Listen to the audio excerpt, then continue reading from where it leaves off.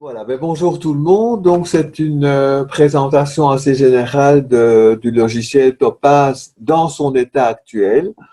On s'était dit qu'on allait appeler ça formation, mais peut-être que c'est plutôt une démo approfondie dans la mesure où chaque jour il y a des améliorations, il y a des nouveaux développements, où il y a encore des bugs, où il y a des parties qui ne sont pas abouties.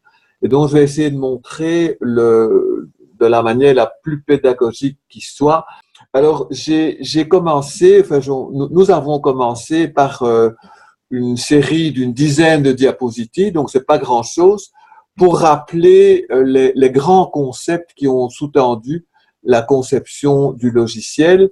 Donc, c'est pas du tout pour faire un cours, si je peux dire, sur la structure et les concepts du dossier, mais c'est pour rappeler quelques notions fondamentales avant de faire une démo. Donc, on terminera par une démo live, donc sur site, en temps réel, donc de notre logiciel, comme il est indiqué là sur l'écran, global et structuré.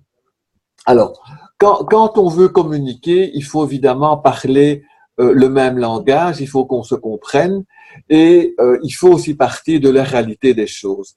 Quand on est dans un rapport avec un patient pour un médecin ou une infirmière, ou un kiné, ou un travailleur social, ou un psychologue, généralement, on part d'une consultation, d'une rencontre, d'une visite à domicile, d'un contact d'urgence. On peut appeler ça une relation asymétrique dans la mesure où il y a un aidant et un aidé.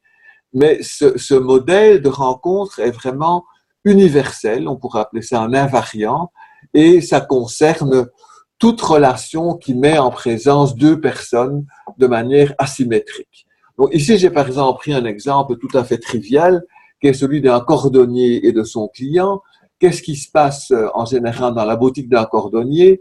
Le client rentre, le cordonnier très poliment, bonjour monsieur, comment ça va, qu'est-ce qui se passe? Et le client explique que le problème, c'est que ses chaussures de sécurité prennent l'eau. Le monsieur est effectivement travailleur sur un chantier.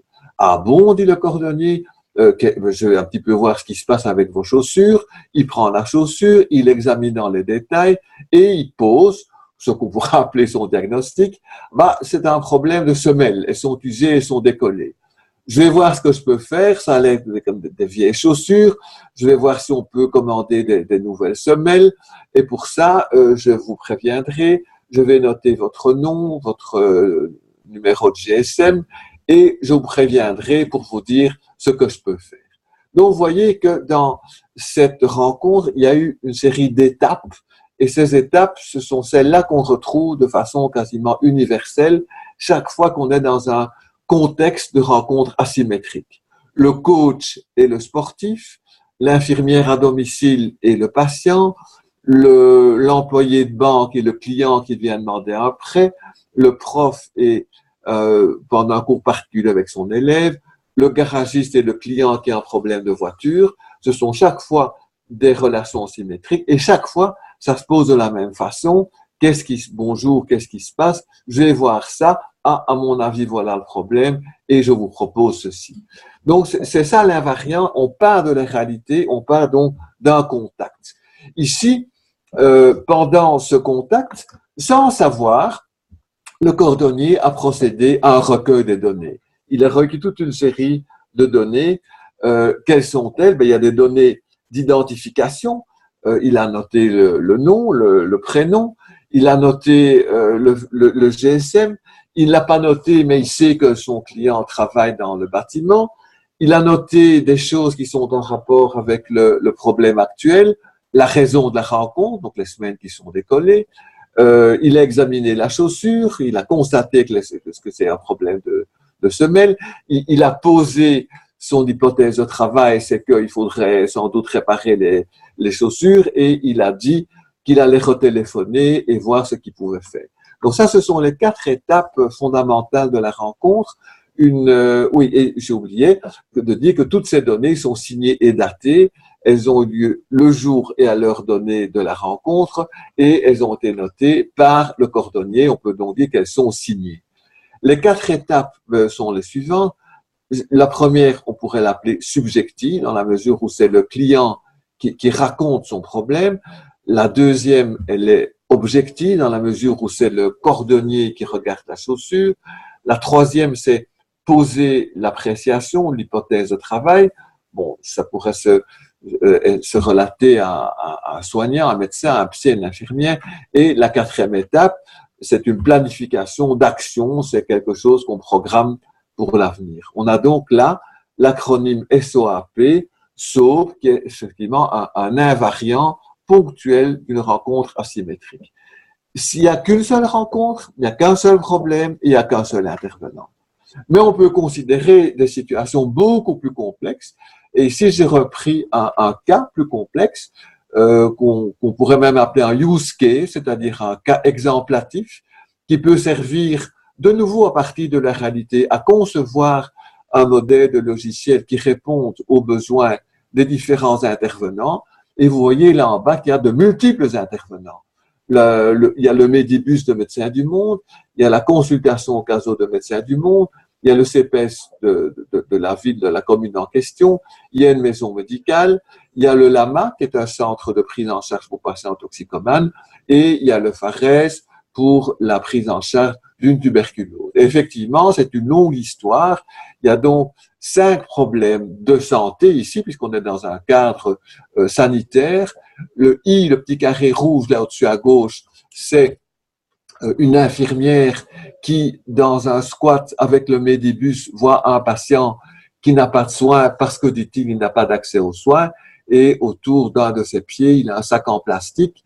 L'infirmière qui a un contact et qui a une bonne relation avec lui peut retirer ce sac et voit qu'il y a vraiment une sale plaie au niveau de son pied.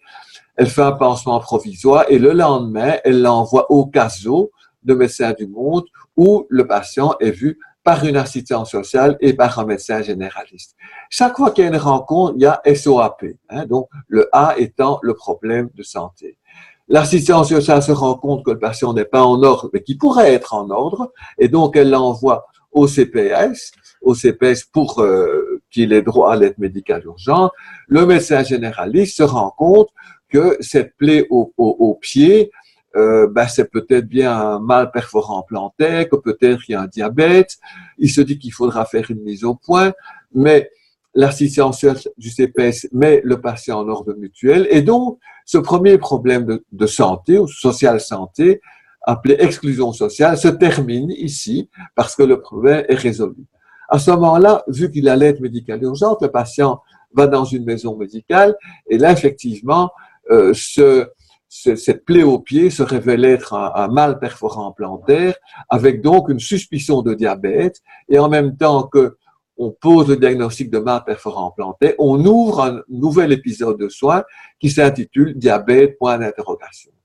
Par la suite, il se révélera, après de quelques consultations à la maison médicale, pendant lesquelles d'ailleurs il voit le médecin général, mais aussi chaque fois l'infirmière qui fait les pansements, jusqu'au moment où la plaie est cicatrisée, la plaie est fermée. Donc on ferme l'épisode de mal perforant plantaire, mais en attendant, on a fait des prises de sang, le patient est diabétique et donc c'est un nouvel épisode qui est cette fois-ci diabète sans point d'interrogation et qui ne se fermera probablement pas puisque le diabète est une maladie chronique pérenne. On se rend compte en même temps que le patient, il boit pas mal d'alcool et qu'il prend pas mal d'autres produits. Il est référé au LAMA après quelques contacts et en même temps, on s'est rendu compte qu'il toussait. On a fait une radio. Il y a une pneumonie de la base droite et finalement, cette pneumonie, après mise au point, se révèle être une tuberculose et c'est pour ça qu'il est envoyé au FARES pour une prise en charge de sa tuberculose. Donc, on voit qu'ici, il y a plusieurs problèmes, il y en a 5, il y a plusieurs rencontres, il y en a vraiment beaucoup, et il y a plusieurs intervenants. Donc, il faut que toutes ces informations qui ont été notées, signées, datées, structurées sous forme de contacts, SOAP, des épisodes, puissent être partagées, puissent être communiquées l'un à l'autre, dans un cadre éthique, évidemment, avec le consentement du patient. Et c'est donc à partir de ça qu'on imaginait un logiciel global, intégré, pluridisciplinaire, qui pourrait faire communiquer tous ces professionnels en partageant une série d'informations. Et donc voilà maintenant la base conceptuelle de Topaz et de tous les logiciels structurés. C'est l'articulation d'une série d'éléments structurants au nombre de 7, donc c'est pas beaucoup. Le premier est évident, c'est le prestataire, ça structure l'info. Le deuxième est tout aussi évident, c'est le temps. Le troisième, ce sont les problèmes de santé qu'on peut appeler épisodes ou éléments de soins. Le quatrième, c'est tout ce qui se passe pendant un épisode, donc des rencontres, des contacts. C'est le quatrième élément structurant. Le cinquième, c'est ce qu'on appelle les sous-contacts, c'est-à-dire tout ce qui pendant un contact se révèle être lié à un même problème. Donc on voit par exemple que lors du Médibus dans le squat, la première fois, il y avait 2 sous-contacts, un exclusion sociale et l'autre plaie au pied. Pendant les rencontres, différentes choses sont faites, des prises de sang, de l'anamnèse, une radio de poumon, un examen des crachats, on appelle ça des procédures ou des services, ce sont des actions. Et enfin, une série de contacts peuvent être liés à une démarche, par exemple, mise au point, prise en charge d'un événement aigu, etc. Et donc, tout le logiciel est structuré, c'est-à-dire qu'il y a une architecture qui est basée sur 7 concepts, sur 7 éléments qu'on appelle structurants. Donc la structure, c'est une architecture. Et pourquoi est-ce que c'est important d'avoir une structure? C'est pour pouvoir communiquer, c'est évident, parler le même langage, mais aussi pour pouvoir déménager. Ce qui, en l'occurrence ici, s'appellerait migrer. On a des données dans un logiciel et on va dans un autre. Ou bien on a des données au niveau médical, il faut que l'infirmière puisse l'utiliser. Et puis que l'assistante sociale puisse utiliser les données de l'infirmière. Tout ça dans un contexte de confidentialité et d'autorisation du patient. Il est évident que quand on déménage de là à là ou de là à là, c'est pas les mêmes maisons, mais probablement que dans chacune de ces habitations, il y a une cuisine. Et quand on déménage, il faut mettre le frigo de cette habitation-là dans la cuisine de cette habitation-là et pas dans la salle de bain ou dans la chambre à coucher. C'est ça la structure, c'est l'ensemble des pièces et dans chacune des pièces, il y a des éléments qui habitent dans la cuisine. Il y aura le frigo, mais aussi la cuisinière, un four à micro-ondes, etc. Dans la salle de bain, il y aura une baignoire, un évier, une toilette. Donc, c'est ça la structure et c'est ça qui fait qu'on peut finalement communiquer. Les 3 éléments qu'on pourrait appeler critères de qualité d'un bon recueil de données, d'un bon logiciel, ce sont donc d'une part l'orientation problème et pas seulement maladie. Donc on parle bien de problématiques de santé. On n'est pas orienté uniquement maladie. Ce ne sont pas que des diagnostics. Il y a aussi des hypothèses de travail, des évaluations, des facteurs de risque, éventuellement un malaise, donc des choses qui peuvent même être relativement floues. La structure, basée sur le contact, on est parti de là, de contacts asymétriques, les contacts se reliant l'un à l'autre d'une façon chronologique en épisodes, en éléments de soins, durant lesquels il y aura des démarches avec des services et des procédures. Il y a un 3e élément dont on n'a pas encore parlé, qui est un langage commun structuré lui aussi, c'est-à-dire des systèmes de codification, mais qui sont complètement transparents, mais qui sont en arrière-plan de l'écran et qui font que ce soit en français, en néerlandais, en anglais, ce n'est pas le mot diabète ou diabète, et c'est ça qui est important, c'est un code qui permet de relier les infos les unes aux autres au cours du temps. Il y a différents types de classifications. Ici, c'est une classification de soins primaires, une classification médicale pour l'hôpital, une classification pour les infirmières, une classification pour les kinés, une classification pour les psychologues, une classification pour les travailleurs sociaux. Il y en a beaucoup d'autres. Il y a une espèce de méta-classification, SNOMED, qui initialement rassemble des millions de termes. Et puis ça, c'est la classification, la famille des classifications de l'OMS. Comment sera structuré Topaz? Il y aura 3 parties à Topaz. La structure, donc qui est le cœur commun, structuré, codé, avec des problèmes.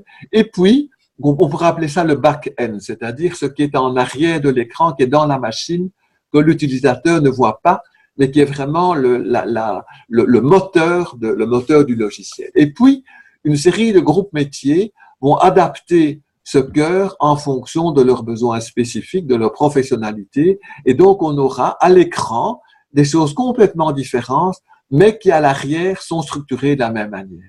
Et donc, il y aura un dossier médical informatisé qui est actuellement mis au point par des médecins, un dossier infirmier, il y a beaucoup d'infirmiers qui travaillent dessus, un dossier kiné, idem. Donc ça, ce sont nos groupes métiers et ces groupes rassemblent 150 travailleurs qui, de façon bénévole, sont occupés à réfléchir. Topaz, ce sera trois choses. D'une part, effectivement, le logiciel métier spécifique, mettons médical dans ce cas-ci, puisque c'est la démo que je vais faire. Il y aura un agenda complètement intégré et toute une série de ressources logistiques, ressources humaines, facturation, reporting, branchées sur le Topaz. C'est un aspect transdisciplinaire, c'est-à-dire que ce ne sera pas simplement une série de professionnels côte à côte qui travaillent peut-être même indépendamment les uns des autres. Tout sera en communication, mais avec l'élaboration finalement d'un projet commun autour d'un problème de santé grâce à cette communication, et ce cercle de professionnels va intégrer le patient, donc le patient partenaire. Donc, j'ai mis ici en dessous une conception d'emblée transdisciplinaire avec plus de 150 collaborateurs bénévoles répartis dans une dizaine de groupes métiers, mais travaillant à partir du même cœur commun. Bon, eh bien, après cette petite introduction conceptuelle, un petit peu théorique peut-être, mais que je pensais indispensable avant de commencer la démonstration pratique pour vous montrer un petit peu comment utiliser Topaz, nous allons pour un temps pouvoir commencer cette petite démo. Vous voyez mon écran affiché, donc nous allons essayer de suivre pas à pas la manière d'utiliser au mieux Topaz pour que vous n'ayez pas trop de problèmes dès les premiers contacts avec vos patients.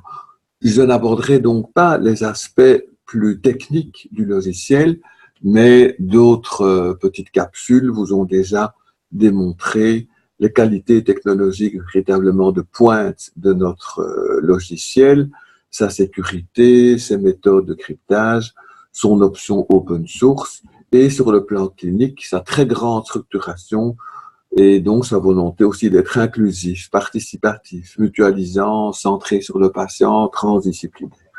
Voici donc une petite démo, vous voyez mon écran et je vais ici cliquer sur la petite icône Topaz en vous disant que vous avez d'abord dû télécharger une petite application appelée Electron qui vous permet de travailler en temps réel sur votre ordinateur avec des synchronisations régulières avec le cloud. Ce qui veut dire que si par hasard vous étiez hors connexion Internet, tout ce que vous pourriez encoder sur votre ordinateur, sur votre tablette, serait automatiquement synchronisé avec la database qui se trouve sur le web. Je vais donc cliquer sur cette icône, Topaz, et vous allez arriver dans l'écran d'accueil. Voilà, vous voyez ici mon login, il est gardé en mémoire et je dois taper mon mot de passe. Voilà, je tape le mot de passe, connexion. Au début de l'utilisation, on va vous demander d'importer un fichier de sécurité. Ici, comme je l'ai déjà fait, vous ne le voyez pas. Et vous arrivez directement sur le premier écran qu'on pourrait appeler écran d'accueil. Alors, sur cet écran d'accueil, vous voyez plusieurs choses. D'abord, une série d'onglets ici sur la partie supérieure. Nous allons les explorer un par un. Vous voyez le tableau de bord, les patients, les prestataires, les messages et l'agenda. Ici, ce petit point rouge signifie que le trousseau eHealth n'a pas été importé et que donc les données ne peuvent pas être accessibles directement par cette voie. Les services eHealth ne sont donc pas disponibles et à la fin de cette petite démo, je vous montrerai une vidéo assez courte pour vous présenter les fonctionnalités et les services eHealth. Ici, donc, vous avez une série de choix. Transférer les clés, surtout importer mon trousseau eHealth. C'est par cette voie-là que vous pourrez vous inscrire, importer votre trousseau et avoir accès à tous les services, dont les hubs. Alors, si je vais d'abord dans le premier dans le premier écran, le tableau de bord, qu'on pourrait appeler écran d'accueil. Vous avez ici une série de casiers, si je peux dire, sur cet écran, qu'on appelle des widgets. Ce qui veut dire que chaque partie peut être totalement formatée en fonction de vos besoins. Ici, vous avez la manière de les formater. Donc, vous avez le choix entre toute une série de widgets et vous pouvez en afficher 8 sur votre écran d'accueil. Donc, aucun écran d'accueil d'un utilisateur ne sera donc semblable à l'écran d'accueil d'un autre. Ici, on a choisi d'afficher les patients les plus récents qui ont été examinés, dont le dossier a été modifié. Là, vous pouvez, par exemple, afficher une partie de votre agenda, les rendez-vous de la journée. Ici, vous pouvez afficher les derniers résultats de laboratoire. Là, le planning, vous pourriez, par exemple, aussi afficher votre messagerie, Gmail ou Outlook. Donc ça, c'est pour le tableau de bord. Et donc, vous voyez ici les patients les plus récents qui ont été examinés. Le deuxième, la deuxième possibilité sur cette barre du dessus, sur cette barre supérieure, ce sont les patients. Alors, les patients, donc il y a une énorme base de données qui peut contenir des milliers et des milliers de patients avec synchronisation quasiment en temps réel. Et il est assez logique d'accéder aux patients par un filtre. Par exemple, si je tape VRM, ben vous avez ici un nom de patient qui s'affiche et en cliquant dessus, vous pourriez avoir accès à son dossier médical. Pour revenir à l'écran des patients, vous avez ici diverses possibilités. L'importation des patients, ça c'est un stade que vous devrez faire si vous passez d'un ancien logiciel à Topaz, c'est la migration. Ici, vous pourrez exporter des patients, fusionner des patients au cas où vous auriez encodé 2 fois le même patient avec des coordonnées différentes, exporter des patients, partager des patients entre prestataires.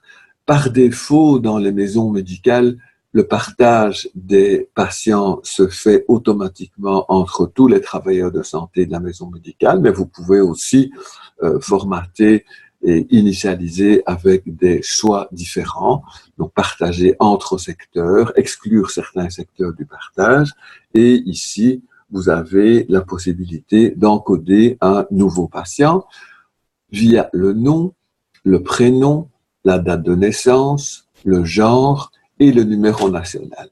À partir du moment où vous êtes relié au web, via le numéro national, vous avez accès à ces données d'assurabilité et dans un stade ultérieur, si vous avez les services e-health, vous pourrez, à travers un lecteur de carte d'identité, importer immédiatement toutes les données signalétiques de ce patient dans le logiciel et vous ne devrez donc plus encoder ni son nom, ni son prénom, tout ça va s'y trouver automatiquement. Vous avez compris que le logiciel n'est pas entièrement terminé, certaines migrations sont déjà en cours, le logiciel est fonctionnel, mais de multiples fonctionnalités supplémentaires seront installées dans des jours vraiment très très prochains. Toute notre équipe de développement travaille d'arrache-pied pour que quasiment chaque jour, des améliorations soient installées et via ce système web server, les mises à jour se font quasiment automatiquement et en tout cas en temps réel pour tous les utilisateurs de Topaz. Nous allons passer au troisième écran possible, les prestataires. Vous avez exactement le même système de filtre. Par exemple, si je tape les 3 premières lettres de mon nom, vous allez voir apparaître effectivement le prestataire ici, Roland Michel. Si je clique dessus, vous avez l'icône Roland Michel qui apparaît et avec cette flèche, vous pourrez afficher tous les patients qui ont été pris en charge par ce prestataire. En cliquant sur cette icône, vous faites apparaître un autre écran qui vous affiche les données signalétiques de ce prestataire. Le quatrième écran possible, c'est celui des messages. Donc là, vous avez essentiellement la boîte de réception e-health avec les résultats de laboratoire, les résultats non assignés, MyCareNet, les messages envoyés et les données de facturation. Ça, c'est une option extrêmement pratique de Topaz. Vous voyez, c'est toute une série, là c'est 0 parce qu'il n'y a encore aucune donnée qui a été réellement encodée. Donc, toutes les factures à corriger, à envoyer, en cours, rejeter, accepter, ça permet donc un suivi quasiment au jour le jour de toutes ces données de facturation pour éviter de perdre un maximum d'argent. Agenda, donc ça, il s'agit de l'agenda Microno, dont l'intégration complète avec Topaz est en cours de programmation, mais qui permet déjà d'utiliser l'agenda Microno dans son état actuel. Je rappelle donc ici le point rouge et là les diverses possibilités de services. Donc, nous pouvons maintenant peut-être passer à l'utilisation concrète de Topaz. Nous allons choisir un patient, par exemple via le tableau de bord, puisque c'est une patiente fictive évidemment dans le dossier de laquelle j'ai déjà travaillé. Donc voilà l'aspect général du logiciel Topaz. Quand vous ouvrez le dossier d'un patient, vous avez en gros 3 colonnes. La colonne de gauche peut être appelée colonne de synthèse. La colonne du milieu peut être appelée ligne du temps. C'est une espèce de journalier résumé avec la liste des contacts. Et la colonne de droite explose les contacts déjà encodés ou vous permet d'encoder de nouveaux contacts. Vous avez aussi ici une ligne supérieure avec toute une série d'icônes. Ce sont les services e-health. Ici, vous voyez que ces petites icônes ne sont pas colorées. Une fois que vous aurez importé votre trousseau e-health, si par exemple cette dame, Madame Coco Kiki, est en ordre de mutuelle, ce petit rond, là, assurance, assurabilité, sera vert. Là, vous avez le consentement. Ici, vous avez les liens thérapeutiques. Ici, vous avez l'accès au hub. Ici, le DMG. Et là, vous avez un accès direct à IBM PracticeNet. En fin de démo, je vous montrerai une petite capsule vidéo qui vous permettra de visualiser plus totalement la façon dont ça fonctionne. Alors, dans la colonne de gauche, donc la colonne de synthèse, vous avez toute une série de rubriques qui permettent d'avoir une idée générale de l'état de santé du patient. Donc, ces rubriques sont les éléments de soins actifs, les antécédents médicaux, chirurgicaux et familiaux, les facteurs de risque, les allergies, le traitement médical qu'on pourrait appeler schéma de médication chronique et les éléments de soins archivés. Chaque fois, vous pouvez ouvrir la fenêtre et chaque fenêtre peut être indexée par date, par niveau de relevance, de signifiance, est-ce qu'il s'agit d'éléments significatifs ou pas, et par le fait que ces éléments sont passifs, c'est-à-dire archivés.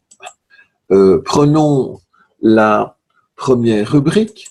J'ai déjà encodé préalablement cette démo quelques éléments de soins. Vous les voyez ici, listés par ordre chronologique, parce qu'effectivement, pour chacune des rubriques, vous pouvez les lister par ordre chronologique ou par niveau de signifiance ou par niveau d'archivage. Pour chacun de ces éléments, vous pouvez soit le modifier en cliquant sur ce petit crayon, vous pouvez l'effacer ou vous pouvez avoir accès à IBM PracticeNet, mais cette fois-ci, pas l'accès général, cette fois-ci à l'accès en fonction de l'élément de soin sélectionné sur lequel vous vous trouvez. C'est donc un evidence linker spécifique. Pour chacun des éléments, vous avez différentes rubriques, si je peux dire. D'abord, un petit point de couleur. Ce petit point de couleur correspond chaque fois à un chapitre de la CISP, la classification internationale des soins primaires. D, c'est donc une maladie de l'appareil digestif, c'est violet, je crois. R, c'est un élément de soin de l'appareil respiratoire, R, et le petit point est vert. Diabète, T, c'est un élément métabolique, nutritionnel, et le petit point est orange. Vous avez ici en 2 le code CISP, ici en 3 les années de début de l'élément, et ici en 4 l'intitulé en français, donc en texte libre, et donc vous voyez qu'ici à chaque fois le codage de l'entité que vous avez introduite. Nous allons maintenant peut-être passer à l'encodage d'un élément de soin supplémentaire. Donc ça, c'est une présentation d'écran assez générique qui vous permet d'ajouter, de créer un élément de soin. C'est ceci qui s'allume par défaut puisque j'ai cliqué sur la rubrique éléments de soin. Vous pourrez aussi encoder un antécédent familial, un facteur de risque, un risque social, un antécédent chirurgical. C'est chaque fois le même écran auquel on s'habitue extrêmement rapidement. Créons par exemple un élément de soin bronchite aiguë. Donc, c'est un élément de soin. Je me mets sur la ligne de recherche et je tape bronchite aiguë. Alors là, vous voyez que bronchiolite aiguë apparaît et c'est un système de recherche extrêmement facile et extrêmement rapide. Bon, ici, il y a encore un petit peu de pédalage, si je peux dire, parce que la recherche n'est pas totalement finalisée. Vous pouvez taper les 3 premières lettres, ou 4 ou 5, de 1, 2 ou 3 mots. Donc, par exemple, vous pourrez taper ici pneumonie. Voilà, et vous avez donc pneumonie virale. Et vous voyez apparaître à ce moment-là tous les items du thésaurus qui contiennent ces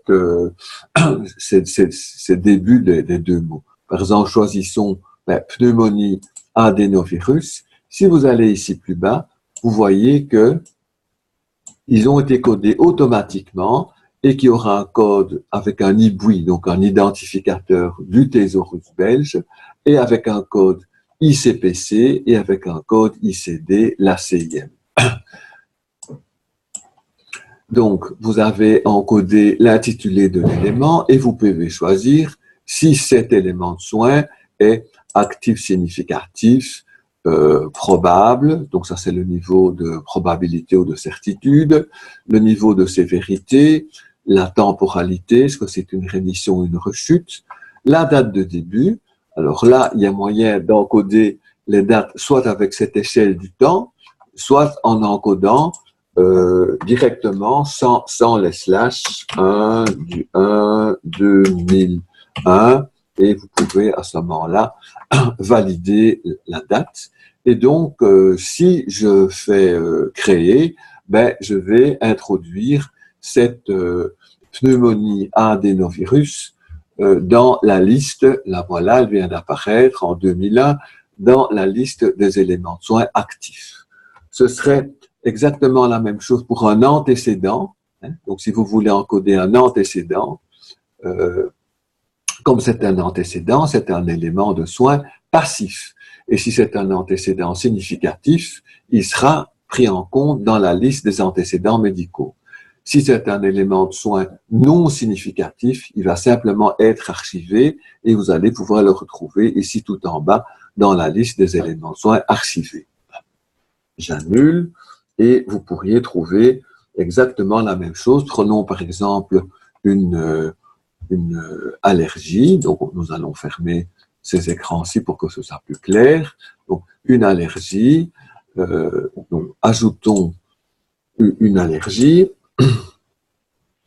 Donc, vous voyez l'élément qui apparaît avec le même écran d'encodage. C'est donc une allergie. Et imaginons un œdème de Coinck sur amoxicilline. Donc, l'élément de soin sera œdème, par exemple, de Coinck. Voilà, vous voyez œdème de Coinck qui apparaît. L'allergène, c'est soit un médicament, soit un produit, une substance, et automatiquement, le logiciel sait que si vous tapez le nom d'un médicament, il doit faire apparaître le thésaurus des médicaments, mais que si vous tapez un produit, par exemple un œdème de Coinck sur l'ingestion de fraises, donc vous avez toute une liste d'allergènes potentiels qui ne sont pas des médicaments. Donc ça vous permet d'encoder des allergies médicamenteuses ou des allergies à des produits. Et de la même façon, ici, ce sera actif significatif, mais comme vous avez choisi la rubrique allergie, cet élément va être classé dans la liste des allergies ici. Donc vous descendez, vous avez ici donc les codifications thésaurus, ICPC et ICD, et imaginons que cette allergie ait eu lieu en 1996 par exemple, j'encode la date, je crée l'élément et dans allergie va s'ajouter ici œdème de Coinck. Je pense que c'est suffisant pour cette colonne de gauche. La colonne du milieu, c'est donc le journalier résumé, la ligne du temps. Vous voyez qu'apparaît ici un contact du jour, il est ouvert, il y a ici donc la date, le prestataire. Donc, comme je l'ai dit dans l'introduction théorique, toutes les données encodées sont datées et signées de manière indélébile. Et ici, donc, vous verrez défiler tous les contacts, même les plus anciens, avec chaque fois les éléments de soins qui ont été traités, qui ont été pris en compte pendant ces contacts. Au-dessus du dernier contact, donc du contact le plus récent, vont apparaître, la programmation n'est pas encore entièrement terminée pour ce point-là, vont apparaître les échéances, c'est-à-dire les procédures planifiées dans le futur. Une procédure planifiée dans le futur, on appelle ça une échéance, ce sont des choses à faire. Et donc, vous verrez ici une présentation résumée de l'échéancier qui, par ailleurs, sera synthétisé dans un widget particulier que vous pourrez, par exemple, afficher à l'écran quand vous arrivez à l'ouverture de votre dossier dans le tableau de bord. Allons un petit peu plus loin dans le contact du jour. Le contact du jour, là, vous venez de l'ouvrir et vous pouvez encoder les données par exemple, de consultation via donc un formulaire. Alors là aussi, la programmation n'est pas entièrement terminée. Nous comptons distinguer deux types de concepts. D'une part, ce qu'on appelle un formulaire, et un formulaire, c'est une espèce de masque d'encodage. Donc, vous aurez un masque d'encodage pour, par exemple, une consultation simple, pour une visite simple, mais aussi éventuellement pour une consultation de suivi de grossesse, une consultation pour hypertension, une consultation pour une mise au point avant un départ dans un pays tropical, etc., etc. Et à chaque formulaire sera associé un type de contact, consultation, visite de jour, visite de nuit, réunion pluridisciplinaire, avec des codes facturation qui sont reliés. Donc, vous avez le formulaire, choisissons un formulaire de consultation, et donc l'écran de consultation va s'ouvrir et vous retrouvez sous une forme relativement simple la structure de base conceptuelle du logiciel Topin, c'est-à-dire le SOAP, qui est actuellement devenu un standard universel, comme vous savez. Le S pourrait être contenu dans ces deux lignes, motif et anamnèse, et de la même façon que vous avez encodé des éléments de soins, vous pouvez, via le thésaurus, toujours via le thésaurus, encoder certaines données subjectives qui correspondent aux motifs de rencontre. Donc, essayons de structurer une consultation, enfin d'encoder les données d'une consultation qui se termine par le constat d'une pneumonie de la base droite à partir de quelques éléments. La première chose que vous pourrez faire pendant une consultation, c'est voir si vous abordez certains éléments de santé qui sont déjà relevés, qui ont déjà été relevés dans le passé. Vous avez ici une petite chaîne et en cliquant dessus, ici le patient vient parce qu'il tousse, qu'il crache, vous savez que c'est un bronchiteux chronique. Vous avez trouvé ici Crohn, bronchite chronique, pneumonie, diabète de type 1, ici dans la liste des éléments de soins actifs. Eh bien, ce patient vient pour sa bronchite chronique et vous voyez ici sur cette ligne grisée, ça pourrait correspondre au A, c'est-à-dire à l'appréciation du contact dans la structure SOAP. Vous pourriez en choisir plusieurs. Il vient pour le diabète de type 1, il vient aussi pour son œdème de Coinck, etc. Voilà. Alors, si vous mettez cet item-là en surbrillant, la bronchite chronique, tout ce que vous allez encoder va se raccrocher à la bronchite chronique. Si vous en mettez deux en surbrillance, tout ce que vous encodez se raccroche à ces deux appréciations, à ces deux A, A1 et A2, idem, ça, tout sera raccroché à ces trois éléments de soins. Donc, imaginons que ce n'est que la bronchite chronique et le patient vient parce qu'il tousse. Tout. Vous faites apparaître la liste déroulante du thésaurus. Bon, c'est une toux grasse. C'est une toux grasse avec des expectorations très importantes. Voilà. Donc, vous voyez qu'une fois que vous avez choisi l'item dans le thésaurus et qu'il sera donc codé, là il est codé, on ne le voit pas mais il est codé, vous pouvez continuer, et c'est la même chose pour les éléments de santé, les antécédents, les facteurs de risque, prolonger le choix par un texte libre qui va compléter l'item parfois un petit peu bref ou que vous trouvez trop bref du thésaurus. Enter, donc je valide ce motif de contact et vous pouvez en ajouter autant que vous voulez.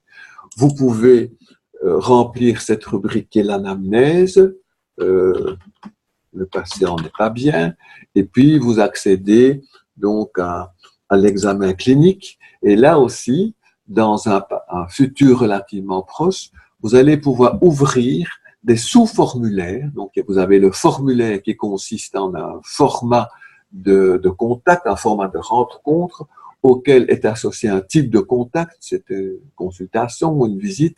Donc, vous êtes dans le formulaire ici consultation, plutôt rencontre structurée, vous êtes dans l'examen clinique, vous pourrez ouvrir des sous-formulaires, par exemple, pour préciser l'examen clinique d'une région du corps, ou un examen gynécologique, ou un examen cardiovasculaire. Ici, mettons simplement qu'au niveau du cœur, c'est SP, et qu'au niveau des poumons, nous avons un foyer de crépitant à la base droite. La tension est à 150 90 et vous allez poser un diagnostic de pneumonie de pneumonie. Bon, mettons ça pour aller plus vite. Vous pourrez toujours ici compléter cet item si vous ne le trouvez pas encore assez précis. Traitement proposé, ce serait par exemple de la kiné respiratoire ou le passage d'une infirmière pour des toilettes, et vous pouvez faire une prescription médicamenteuse, par exemple de l'amoxiclave, hein, puisque c'est un patient qui fait une pneumonie et qui est bronchite chronique. Hein. Donc là, vous rentrez dans la base de médicaments, amoxiclave, il cherche, il va bientôt vous afficher le médicament. Donc voilà l'amoxiclave. L'amoxiclave, je voudrais donner 1275. Ici, voilà, pendant une dizaine de jours, je le sélectionne et je vais préciser le schéma de posologie, le schéma de prise de médicaments.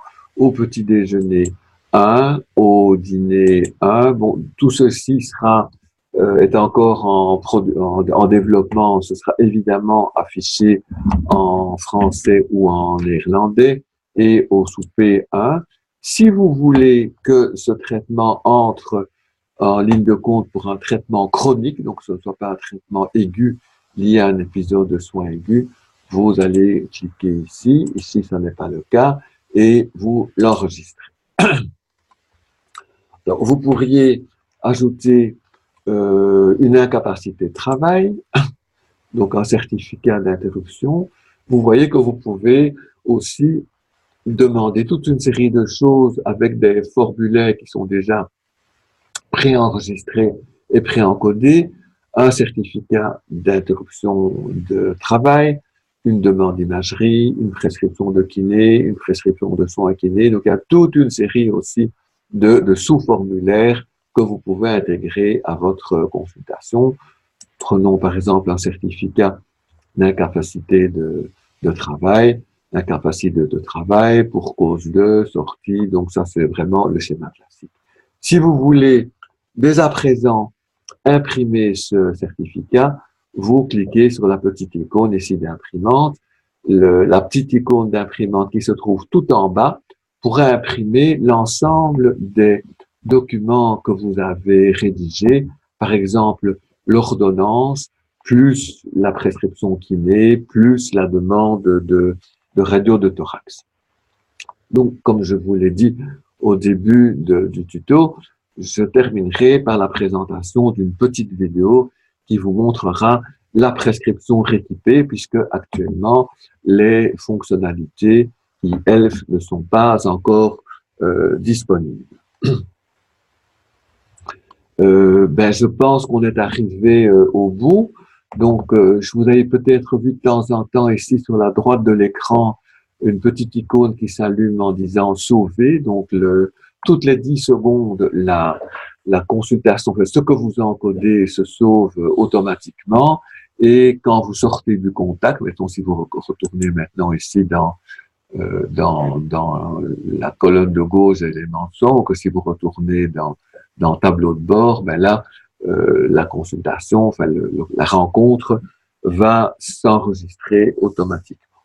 Donc, je vais maintenant essayer de vous montrer cette petite présentation, cette petite capsule que Manu Berquin a préparée pour vous montrer exactement comment marche d'une part la prescription médicamenteuse avec le système récipé, et puis d'autre part, comment fonctionnent les services e-health. Je lance. Donc, vous voyez ici, on va faire une prescription médicamenteuse. Prescrire, le choix du médicament, et on imprime. Donc, voilà. Apparaît dans la partie inférieure gauche de l'écran, on ne le voit pas ici, il est en dessous de la ligne noire, l'indication qu'un fichier PDF est disponible. Donc voilà.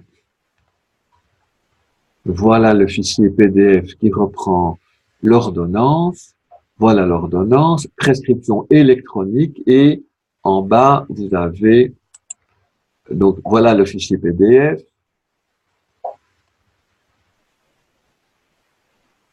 Alors ça, ce sont les services e-health. Bon, pour l'assurabilité, pour le consentement, avec éventuellement la carte d'identité électronique,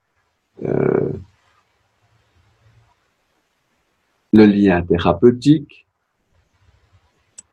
Donc, vous voyez effectivement les petites icônes qui, dans ma démo, étaient incolores, elles sont ici colorées parce que le patient, effectivement, est en ordre d'assurabilité et a donné son consentement. Donc, nous continuons. L'accès au hub. Voilà.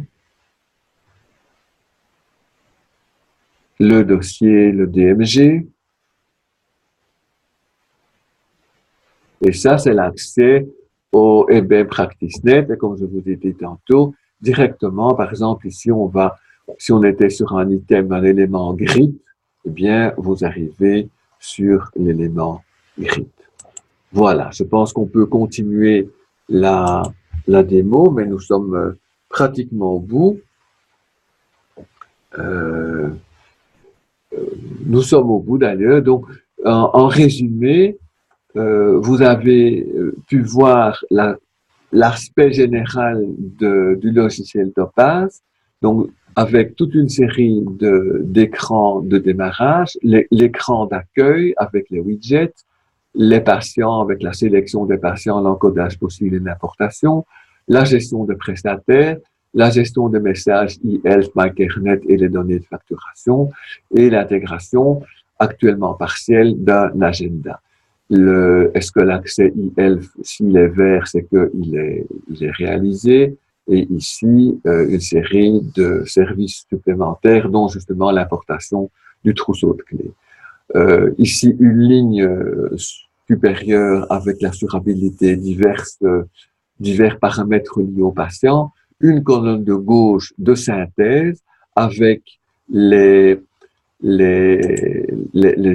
éléments de soins actifs, les antécédents médicaux, les antécédents chirurgicaux. Oui, ça je pourrais peut-être vous montrer l'encodage d'un antécédent chirurgical, parce que vous allez tomber, donc antécédent chirurgical, vous allez tomber dans un autre fichier, dans un autre thésaurus, qui est le thésaurus des procédures chirurgicales. C'est toujours le même système, vous pouvez taper une série de lettres. Par exemple, appin, vous avez toutes les appendicectomies. Voilà, l'appendicectomie, c'est passif significatif et vous pouvez ajouter le fait qu'elle s'est passée en 1999, valider la date, et si vous créez automatiquement l'appendicectomie que je viens d'encoder, va aller s'ajouter à la liste des antécédents chirurgicaux.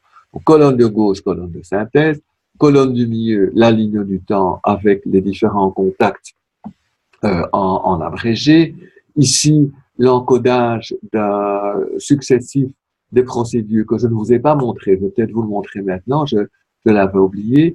Donc, les échéances vont s'afficher ici au-dessus du contact le plus récent, et ici à droite, l'éclatement du contact dans lequel vous vous trouvez. Celui-ci est en noir, vous êtes encore à l'intérieur. Donc, je vais vous montrer, pour terminer, l'encodage d'une procédure.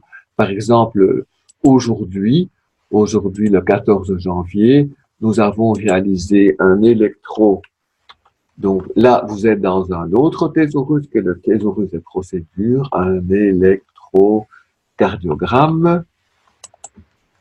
Et le statut de cette procédure, à laquelle est lié un prestataire, à laquelle est liée une profession, par défaut, ce sera moi, puisque c'est moi qui suis entré dans le logiciel. Et cette échéance, aujourd'hui, est faite. Elle peut aussi être abandonnée, contre-indiquée, abandonnée pour cause de décès du patient, etc. Elle peut aussi être en attente planifiée. Là, vous mettriez évidemment une date, mettons ici le 1er février, une date postérieure à la date du jour. Et quand vous enregistrez la procédure, elle va se mettre dans un fichier des procédures, Et toutes celles qui sont en attente planifiée, qui dépassent la date du jour, vont aller se mettre et constituer donc l'échéancier qui va s'afficher ici. Voilà, je vous remercie pour votre attention. J'espère que ce tuto a été clair. Il y en aura d'autres. Nous sommes bien sûr à votre disposition et nous vous espérons, nous vous proposons, nous vous souhaitons le plus grand plaisir et la plus grande efficacité avec l'utilisation de Topaz. Au revoir tout le monde.